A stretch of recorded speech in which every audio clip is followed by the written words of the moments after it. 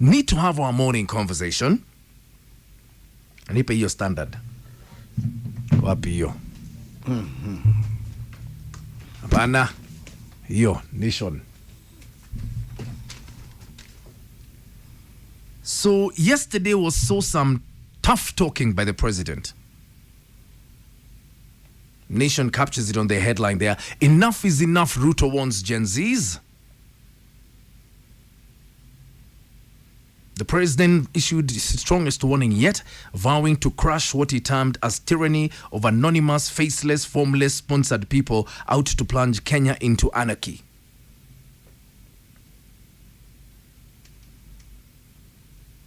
Now, apparently, Mwalimu told me tomorrow, apparently, the plan is Mombasa Road. Here's the thing, and we had this in our very early morning chat. I don't know if people really understand where Gen Zs are coming from. I don't know if they understand the frustration levels. I don't think people get it.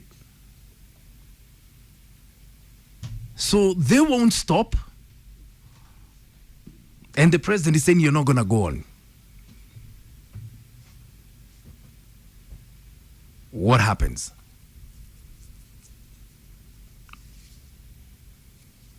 What happens?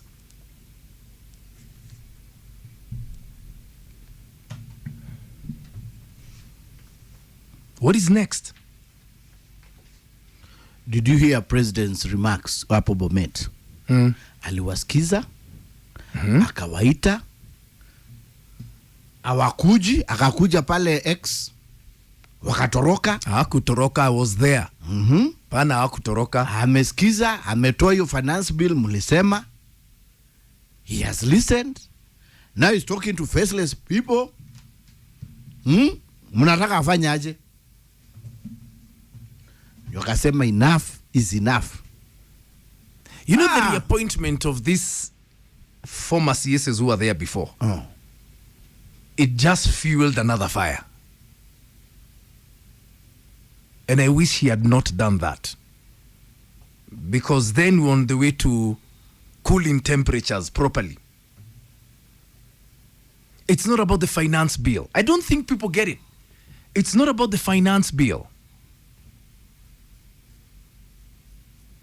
Life is just unbearable for this generation. I don't know if anyone gets that. Life is ridiculously burdensome for that generation. They are 21, they are 20, they are 22, 23, 24. No prospects, no hope. Degrees zimejaa kwa nyumba, no jobs. They are watching their mothers struggle and starve to give them what they can. I don't know if people get where these kids are coming from. It's not about the finance bill. What do they want the president to do? Because kazi lazima endelee. Nini imebaki? Gen Z, give me a call. I think you need to give your new, not even new, your actual situation so people can really get where you're coming from. And returning those 6 people did not help the president at all. And the thing is, these kids are the majority in this country. They are the majority. Able give me a call 0711046105. If you think the president should be given more time to implement changes, I want to hear from you as well. We don't want to be one-sided here. Yeah, you ask, then you give the president time to implement. Ama namna gani, my friend? 0711046105 is my number. Give me a call. Hit me up on X at Classic 105 Kenya or at It's Minor Kigani. Please don't forget the hashtag It's Minor and Kingangi. Because we must have this conversation. And Gen Z, I think people have lost track of what it is you really want. Maybe you can say it again so they can get you. Na ukiitwa kwa meza unakaribia. Me, I told you, you know where Gen Z are. You have to go to their space. Where? Online. This whole thing started online. This whole thing is going to continue online. So let's talk, eh? Pierre Wandia, saying seriously speaking, amejamia nani? Sisi Gen Z ndio tunafaa kuwa tumemjamia. Most of us out here are jobless. Our parents are suffering. They've given us good education, but there are no jobs, and he expects us to sit and dine with him? That is a dream that will never come true.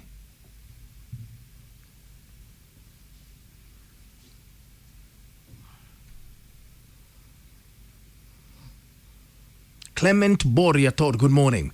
Saying the reality is Kenya needs to prosper. One way to prosper is the presence of a stable government. Gen Zs should give the government time to create economic recovery and growth.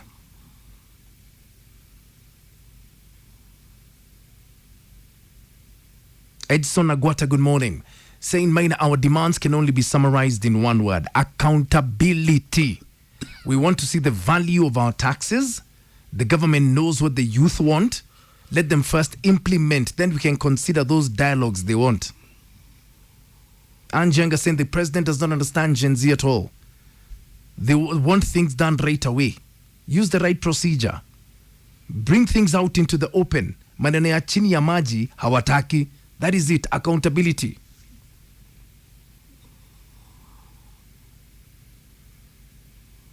Davis Mirar saying it's not that they don't get it. They're pretending not to get it. Because if they say they're getting it, then they'll be forced to be accountable now. They don't want to be accountable. I'm hearing that word over and over and over again. Is the government listening? Hello? Good morning, Maina. Good morning. Now. Yes.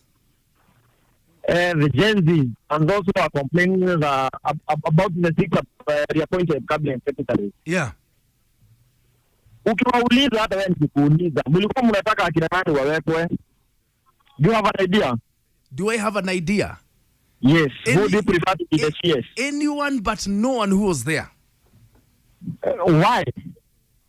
Because according to Gen Z, they represented impunity in government.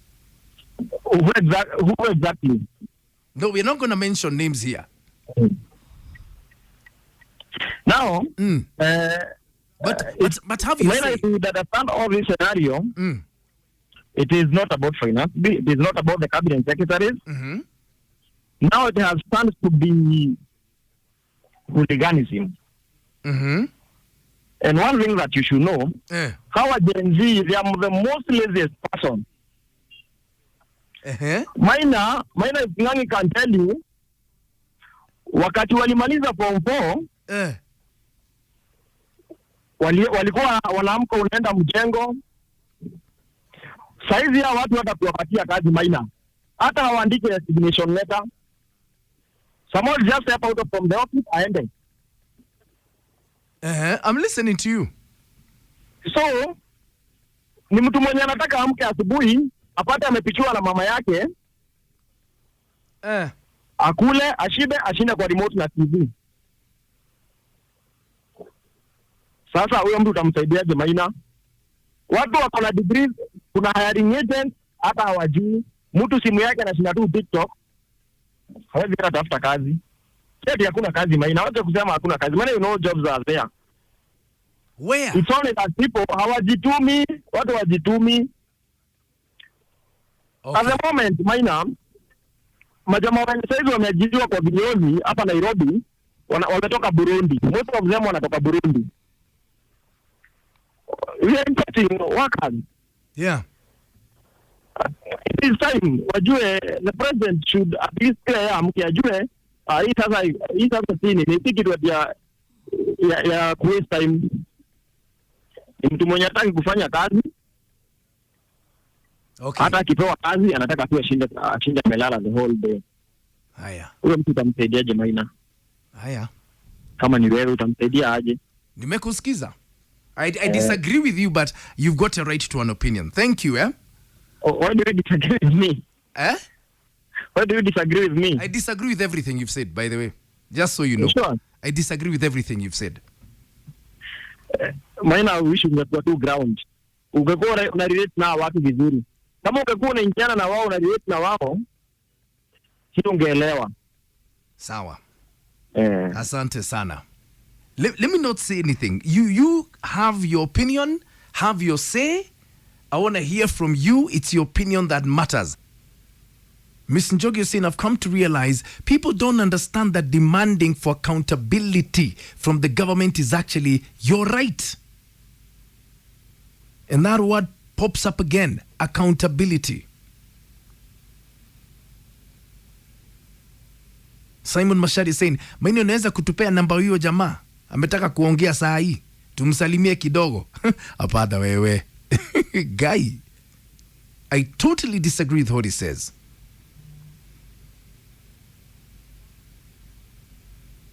Goddess Sona saying, as much as we all have the right to an opinion, anyone that brazenly calls Gen Z lazy is the one that's been living in a hole and doesn't understand, let alone know vitu kwa ground venye ziko.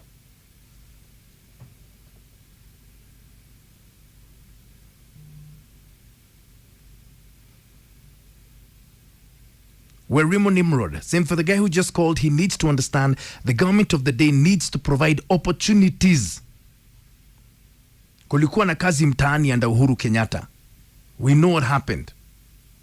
How will you blame the young generation? How do you call them lazy? How? Hello? Good morning, Naina. Morning. How are you? I'm fine. I'm telling you, like big trouble. Sorry? We are in big trouble. Yeah. You see, this president is the most arrogant president we've ever had. Yeah. Arrogant, my friend. Yeah. The people we are complaining about him having in his office are the same people that is electing back without even a thought about it. Yeah. That clearly tells us that this person is not ready to reason with us, listen to us. Yeah. Maina, I'm telling you, the thing that he says he met people on space and they never showed up. Yeah. Maina, if you are online, you can tell that thing was cooked. That thing was stage managed. Yeah. Because no Gen Z, ilikuwa akina Robert Alai Gen Z. No. Oh, he's not. So, hata hakuna Gen Z aliongea. And that Gen Z was there, who was co-hosting his space. He was hired. He was among those people who are hired to ruin or to betray the Gen Z. Maina, I'm telling you, this president, Yeah. people, we need to take action, Maina, because we can't continue like this. We are the ones who elected him. He's there because of us, to lead us.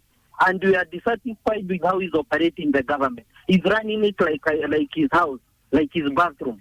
Maina, we can't run this. We are the people who say we don't want this, we don't want that, we don't want this person leading us, we don't want him serving us, and he should listen to the people. Because the people are the ones who make decisions. And Maina, you know, the most lucky thing with the other governments, Yeah.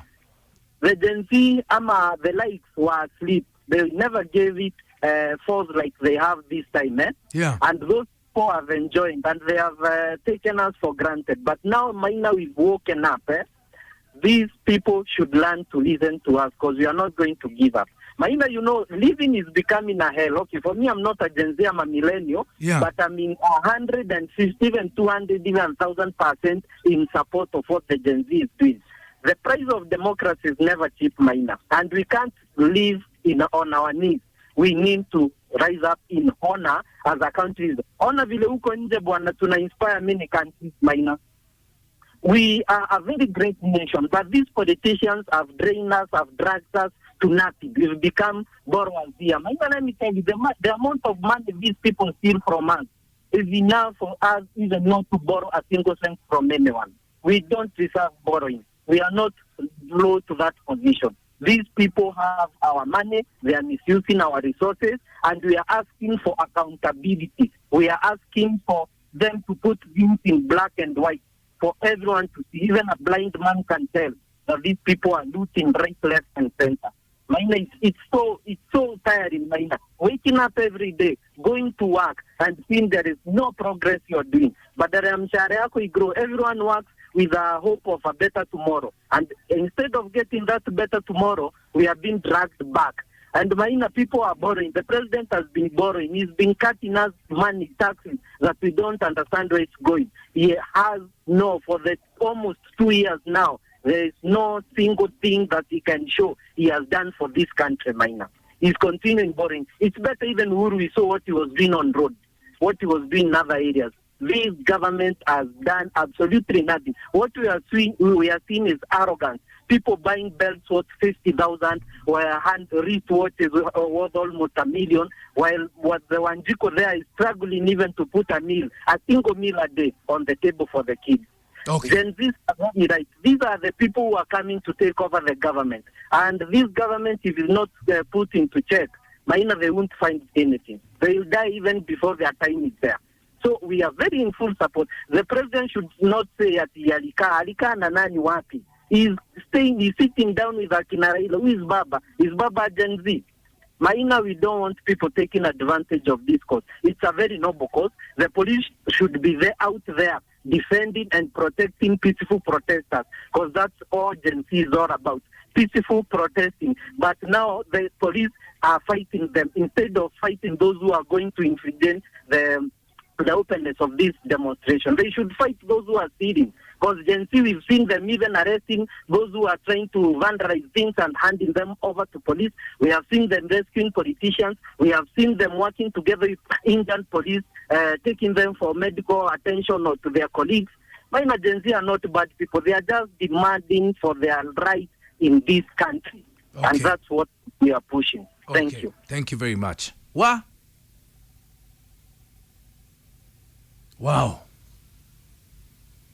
What say you? Let's talk, huh? I want you to close our discussion. Yes, Pato. Kumwaka moto huku. Caroline Karaoke. You're saying, how do you build the nation with missing people? 42 bodies that were found at the quarry dump and not accounted for. Abductions left, right, and center. Recycling incompetent CSs. Why can't the president read the mood and act accordingly? Martin Karubi is saying we need good leadership, not political unity.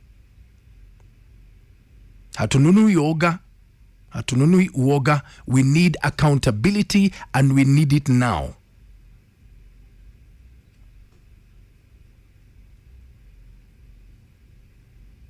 Wamukoya Jr. saying the president is very arrogant. Young people believed in him and massively voted for him. We demand nothing but accountability. Asituongeleshe venye anataka. This country belongs to all of us. Nasi tafadhali kiangai. Michoki governor saying it's not easy to fix this country, but there are some small things the government can do to make a difference. Deal with wastage and corruption. David, you're saying we must fix Kenya. Enough is enough remarks are perilous.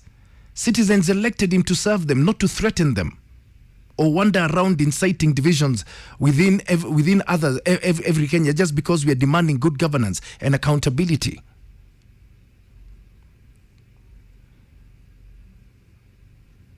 Wow.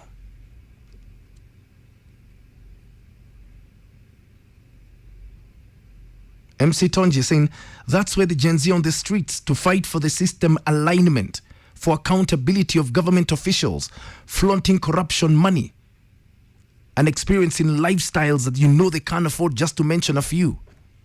It's getting hot in here, but we must talk. That's what I keep saying. Hello. Hello, Maina. Hello, good morning. Good morning. Yes, sir.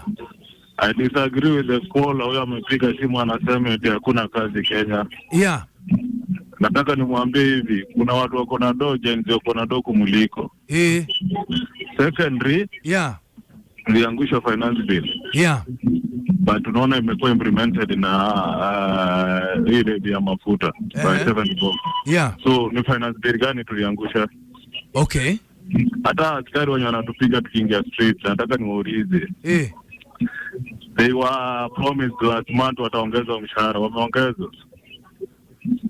They have to know we are dealing with a common enemy who is lying right, left, and center. You can't be trusted. Yeah. There's no way hata composition mwalimu akikupea this time akupea the same topic to our cabinet secretaries. Yeah. alafu unarudia. Hiyo ni repetition of composition, huwezi hata makiwa. Yeah. Sasa anataka aje tumtrust. Na hizi vitisho sasa yeye mwenyewe ndio the one who is financing and fueling.